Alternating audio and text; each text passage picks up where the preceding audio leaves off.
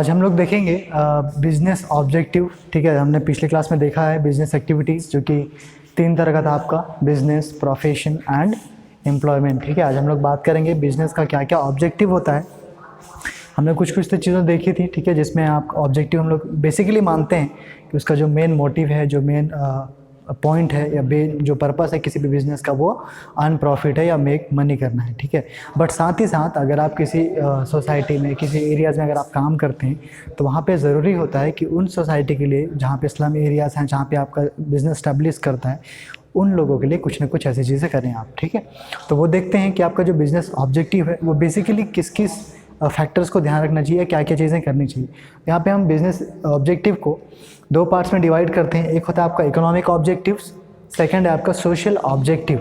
ठीक है, economic objective में देखते हैं, फर्स्ट पॉइंट है अर्निंग प्रॉफिट्स। ठीक है, आप अर्न करेंगे प्रॉफिट अर्न में क्या करते हैं आप, ठीक है, कि आप पैसे कमाएंगे। ठीक है, पैसा कमाना बहुत ज़रूरी है। किसके लिए? फॉर पर्पस ऑफ क्या चाहिए आपको, इसमें आपको सर्वाइवल के लिए, ग्रोथ एंड एक्सपांशन। ठीक है, अगर आप ज़्यादा से ज़्यादा प्रॉफिट कमाएंगे, ज़्यादा से ज़्यादा आप पैसे कमाएंगे, तो आप सस्टेन रहेंगे मार्केट में, स्टेबल रहेंगे। ठीक है, जिससे आपका बिजनेस क्या करेगा, सर्वाइव करेगा, ग्रोथ करेगा एंड एक्सपांड भी करेगा। ठीक है, पॉइंट नंबर 2 देखते हैं अपन, मार्केट स्टैंडिंग। ठीक है, मार्केट स्टैंडिंग हम लोग कैसे बताते हैं कि आपका मार्केट स्टेबल कैसा है, आपका मार्केट किस सिचुएशन पे है। ठीक है, तो वो हम लोग कैसे डिफाइन करेंगे उसको, विथ आर कॉम्पिटिटर्स। ठीक है, हम मार्केट स्टैंडिंग ऐसे डिफाइन करते हैं कि अगर मैं सक्षम हूँ किसी कंपटीटर के साथ compete करने के लिए, या मैं उस कंपटीटर से आगे निकल गया हूँ, या मेरे पास कोई ऐसी न्यू कॉन्सेप्ट है, तो उसको हम लोग बोलते हैं मार्केट स्टैंडिंग। जो मेरे कंपटीटर्स काम कर रहे हैं उनके थ्रू या उनके साथ भी मेरे को एक मैचअप करना होता है। ठीक है, मुझे नीचे नहीं जाना है। ठीक है, मेरी कोई ड्रॉबैक सामने और को नज़र नहीं आनी चाहिए। ठीक है, अगर मेरे कॉम्पिटिटर कोई और चीज़ कर रहा है तो मेरे को भी उस चीज़ को फॉलो करना है और बराबर उसके लेवल पे आके मेरे को काम करना पड़ेगा। ठीक है, जैसे आपने देखा होगा, फॉर एग्जांपल आपका टेलीकॉम कंपनी की बात करते हैं। ठीक है, हमारे पास पहले आइडिया है अभी भी। ठीक है, जियो, वोडाफोन, ठीक है, टाटा डोकोमो, रिलायंस, ये सब थी हमारे पास। ठीक है, वो अभी एक मार्केट में चल रही थी, बट एक नए कॉन्सेप्ट के साथ जियो आई। ठीक है, जियो के पास अच्छी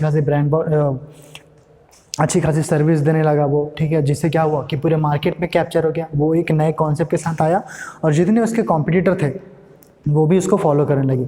चूँकि जियो एक अच्छा मार्केट स्टैंडिंग कर गया, बाकी लोग भी उसको फॉलो करने लगे। ठीक है, अब देख सकते हैं ये जियो है फ़िलहाल। ठीक है, ये जो कि बहुत बड़ा मार्केट कैप्चर किया हुआ है। पॉइंट नंबर 3 देखते हैं, इनोवेशन।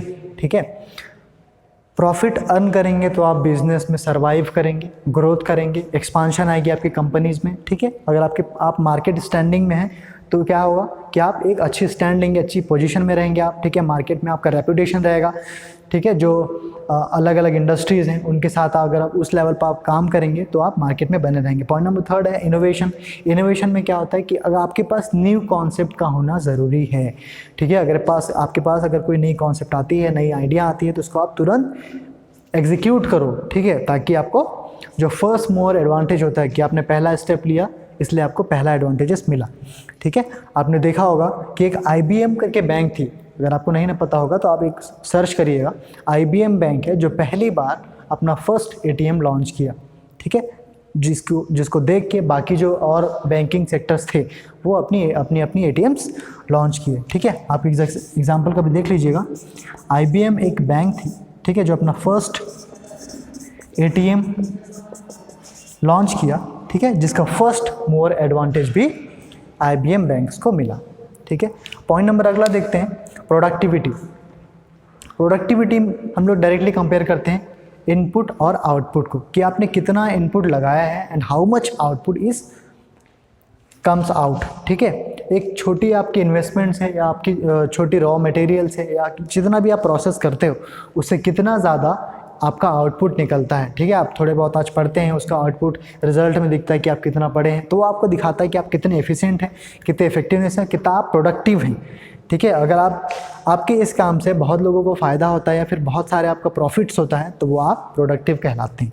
ठीक है, तो पॉइंट नंबर देखते हैं प्रोडक्टिविटी, जिसमें हम लोग कंपेयर करते हैं किसको, input amount to output amount. ठीक है, अगला देखते हैं फिजिकल एंड फाइनेंशियल रिसोर्सेस। देखिए हर एक बिजनेस का ब्लड होता है फाइनेंस। ठीक है, बहुत ज़रूरी होता है कि हर एक काम के लिए आजकल आपको फाइनेंस की ज़रूरत होती है, फंड की ज़रूरत होती है।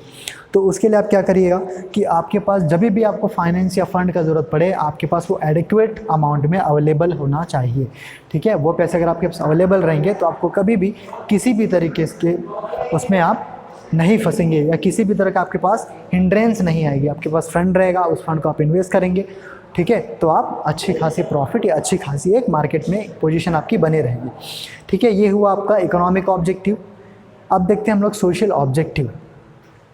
इकोनॉमिक ऑब्जेक्टिव के साथ साथ, पैसे कमाने के साथ साथ आपका एक और ऑब्जेक्टिव होना चाहिए कि आप जिस सोसाइटी में रहते हो, ठीक है, जिस सोसाइटी में आपको बिजनेस स्टैब्लिश करता है, चूँकि आप एक सोसाइटी में रहते हैं, उस सोसाइटी का रिसोर्सेस यूज़ करते हैं, तो आपका एक जिम्मेदारी बनता है, it's your responsibility to take a step for societies people. ठीक है, उस सेक्टर्स में जो लोग हैं जहाँ पे आपने अपना बिजनेस स्टैब्लिश किया हुआ है, ठीक है, उस सोसाइटी का आप रिसोर्सेज यूज़ करते हैं, तो आपका रिस्पॉन्सिबिलिटी है कि आप भी उनके लिए कुछ कंट्रीब्यूट करें।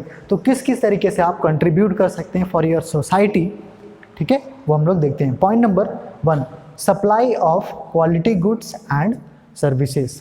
आप जिस सोसाइटी में आप रहते हो वहाँ के कस्टमर्स को, वहाँ के लोगों के लिए आपका एक रिस्पॉन्सिबिलिटी है कि आप उनको क्वालिटी गुड्स सप्लाई करें, जो कि क्या क्या हो सकता है। ठीक है, क्या क्या नहीं कि क्या क्या उसके अंदर क्वालिटी होनी चाहिए। ठीक है, वो ड्यूरेबल होना चाहिए।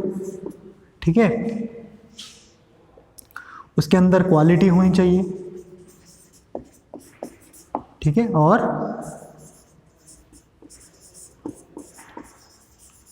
चीप रेट भी होना चाहिए। ठीक है, जिस गुड्स को आप सप्लाई करने जा रहे हैं उसके इस तरह के फीचर्स होने चाहिए, ड्यूरेबल होना चाहिए, वो उसकी क्वालिटी अच्छी होनी चाहिए, चीप रेट में मिलने चाहिए। पॉइंट नंबर 2 देखते हैं, एम्प्लॉयज़ वेलफेयर। ठीक है, एम्प्लॉयज़ वेलफेयर मीन्स व्हाट, अगर आप ये आपका जो प्रॉफिट अर्निंग है वो डायरेक्टली किस पे डिपेंड करता है, एम्प्लॉयज़ के परफॉर्मेंस पे। अगर एम्प्लॉयज़ का परफॉर्मेंस हम लोग कैसे बढ़ा सकते हैं, 2 ही तरीका हो सकता है, एक वॉइस मॉड्यूलेशन और एक मॉनिटरी बेनिफिट। ठीक है, तो इसके लिए वॉइस मॉड्यूलेशन मतलब क्या है कि आप एक सेमिनार अरेंज करते हो, ठीक है, किसी को आप बुलाते हो, किसी अच्छे मोटिवेशनल स्पीकर को बुलाते हो, और वो आप एक उनके सामने एक प्रेजेंटेशन रखते हो कि यार लाइफ को कैसी जीनी चाहिए, आपको काम कैसे करना चाहिए, ताकि जो आप वो इंटरनली मोटिवेट हो काम करने के लिए। ठीक है, उसको हम लोग बोलते हैं वॉइस मॉड्यूलेशन। और एक आपका मॉनिटरी बेनिफिट। मॉनिटरी बेनिफिट में आप क्या कर सकते हो, अच्छी खासी उनको सैलरी दीजिए, ठीक है, परक्विजिट दीजिए। अगर वो अच्छा काम कर रहे हैं, उनका परफॉर्मेंस अप्रेजल बनाइए। उनका अगर परफॉर्मेंस अप्रेजल पॉजिटिव वे में चाहता है तो आप उनको एम्प्लॉयज़ ऑफ द ईयर इस तरह का अवार्ड दीजिए। ठीक है, उनको अच्छी खासी बेनिफिट दीजिए ताकि वो आपके लिए बेस्ट कर सके। ठीक है, इसमें आपका क्या क्या आ सकता है, ले लीजिए आप परक्विजिट्स, ठीक है, वॉइस मॉड्यूलेशन एक्सेट्रा। ठीक, अगला देखते हैं हम लोग सोशल वेलफेयर। सोशल वेलफेयर आपको ये देखना है कि सोशल वेलफेयर में आप लोग क्या क्या कर सकते हो। सोसाइटी में रहे लोग, उन लोगों को जो कभी भी एक लोअर बैकग्राउंड से आते हैं, उनको आपका रिस्पॉन्सिबिलिटी है कि आप उनके लिए रिस्पॉन्सिबिलिटी लीजिए कि जो भी उस बैकग्राउंड से आता है उनको प्रॉपर बेनिफिट मिलना चाहिए। ठीक है, आप उनके लिए क्या क्या कर सकते हैं। ठीक है, हॉस्पिटल खोल सकते हैं आप, एजुकेशनल इंस्टीट्यूट स्टार्ट कर सकते हैं।